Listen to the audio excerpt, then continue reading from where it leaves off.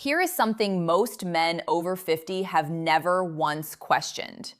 Every single morning, within minutes of waking up, you reach for the same thing. You've done it for decades. You consider it harmless. You may even consider it healthy. You've read the articles, you've heard the headlines about antioxidants and longevity. And I am not here to tell you that everything you've read is wrong. I am here to tell you that for men over 50, the relationship between coffee and male health is significantly more complicated than the headline version, and that the way most men in this demographic are consuming it is quietly working against the very systems they most want to protect. What if the beverage you've built your mornings around is the single most underestimated disruptor of testosterone, sleep quality, erectile function, and adrenal health in men over 50? That is not a scare tactic. That is what a careful reading of the research actually shows. And today, I'm going to walk you through exactly why. I'm Dr. Emily Carter, a board-certified urologist with over 12 years of experience helping men over 50 protect and reclaim their hormonal health, their sexual function, and the vitality they've been told they simply have to surrender to age. I want to challenge something you may have been told, that coffee is a benign or even beneficial daily habit with no meaningful downside for men's health. In my clinical experience and in the research I follow closely, that belief is far more negotiable than most men realize. The men who walk into my practice struggling with low energy, disrupted sleep, declining testosterone, and worsening erectile function are, in a disproportionate number of cases, consuming coffee in ways that are directly compounding every one of those problems. And not one of them has ever been told to look there first. Before we go further, I want you to do something right now. Hit that like button and drop a comment below telling me one thing about your energy or your sleep that you've accepted as just getting older. Because by the end of this video, you may be reconsidering exactly where that decline is coming from. Subscribe if you haven't already, because this channel is built for the man who refuses to accept that his best years are behind him without first demanding a real explanation. Let me describe a patient I see variations of on a near weekly basis. He's 54, 58, 62 years old. He's reasonably active. He's not dramatically overweight. He comes in describing fatigue that doesn't resolve with sleep, a libido that has quietly flatlined, morning erections that have become unreliable, and a baseline anxiety and restlessness that he can't quite explain. His testosterone comes back low normal, not flagrantly deficient, but suppressed. His cortisol pattern, when we actually measure it across the day, is dysregulated. His sleep, when he's honest about it, is fragmented. He wakes at 2 or 3 in the morning and lies there for an hour before drifting back off. He has no idea why. The first question I ask him before we talk about hormone panels or medications is this: walk me through your coffee consumption. How much? What time of day? How your body feels an hour after you drink it, and how your body feels by mid-afternoon without it. And almost universally, the answer I get back describes a man who is running his entire adrenal and cortisol system on borrowed energy, using caffeine to paper over a stress hormone dysregulation that the caffeine itself is significantly driving. This is not a fringe clinical observation. This is a well-documented physiological cascade that is almost never discussed in the context of men's health after 50, because the conversation about coffee and health tends to focus on what coffee does for a 30-year-old with a healthy adrenal reserve and an intact circadian rhythm. That is not the same body, and it is not the same conversation. Let's go through exactly what coffee does inside the body of a man over 50, systematically and honestly, because I want you to understand the mechanism, not just accept the conclusion. The first issue is cortisol amplification. Caffeine works by blocking adenosine receptors. Adenosine is the neurotransmitter that builds up throughout the day and creates the sensation of sleepiness. When you block those receptors with caffeine, you don't eliminate the fatigue signal, you suppress it.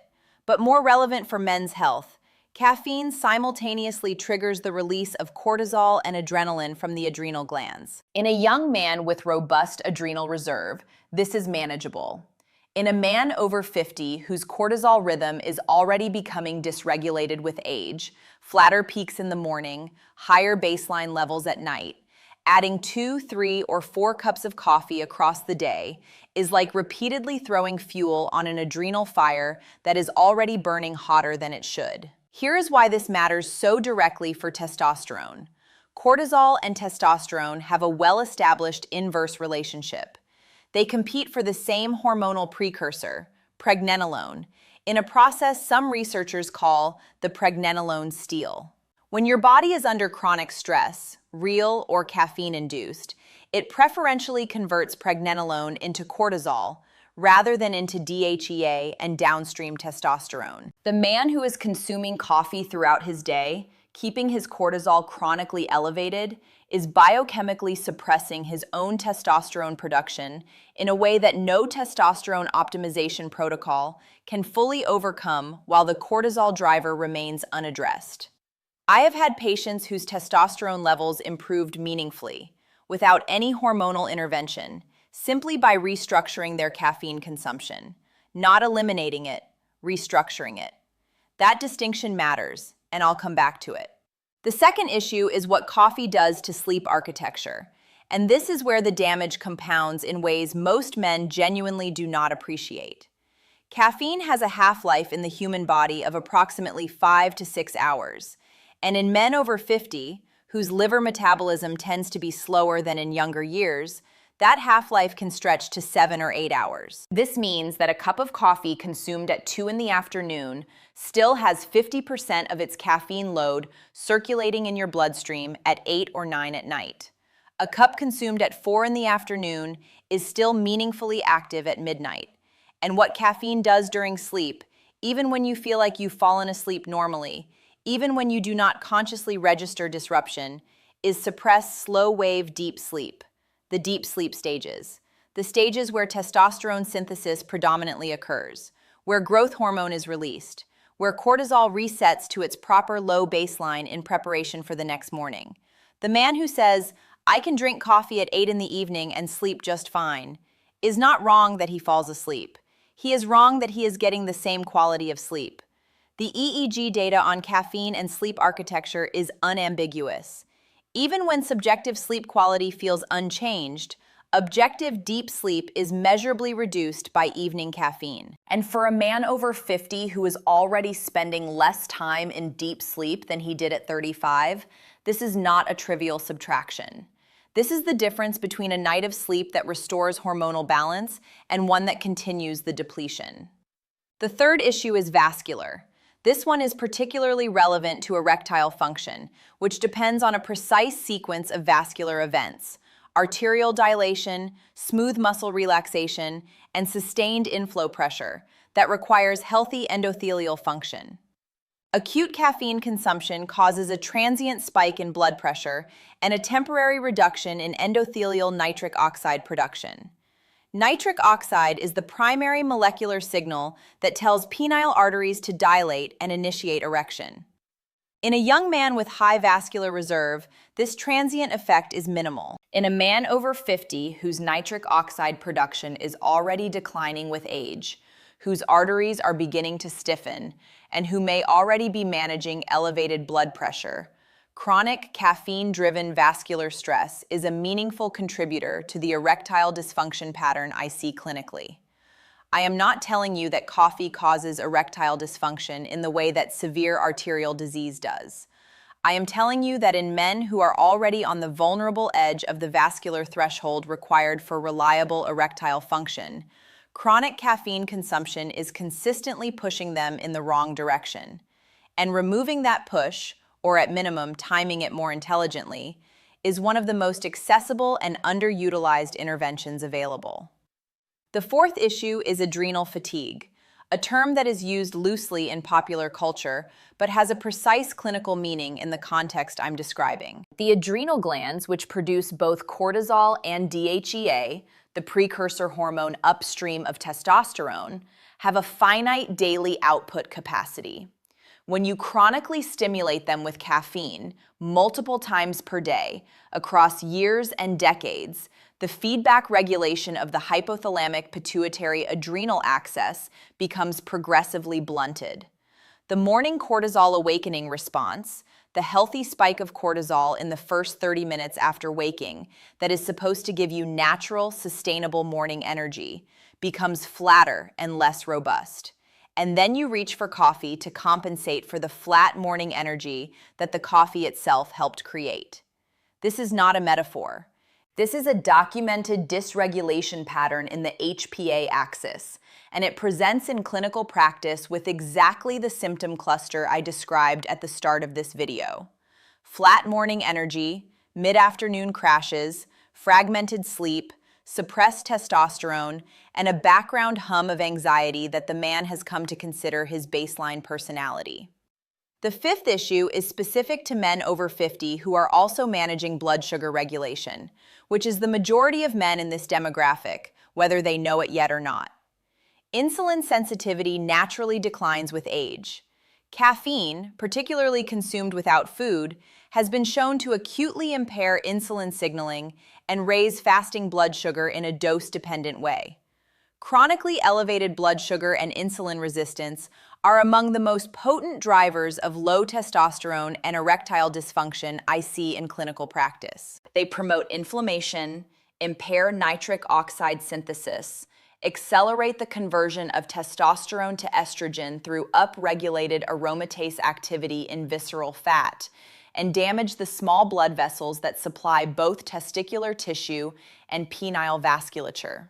Coffee consumed on an empty stomach first thing in the morning, which is precisely how most men drink it, hits a body that has been fasting overnight and whose cortisol is already at its daily peak, creating a combined cortisol and blood sugar spike that sets the hormonal tone for the entire rest of the day.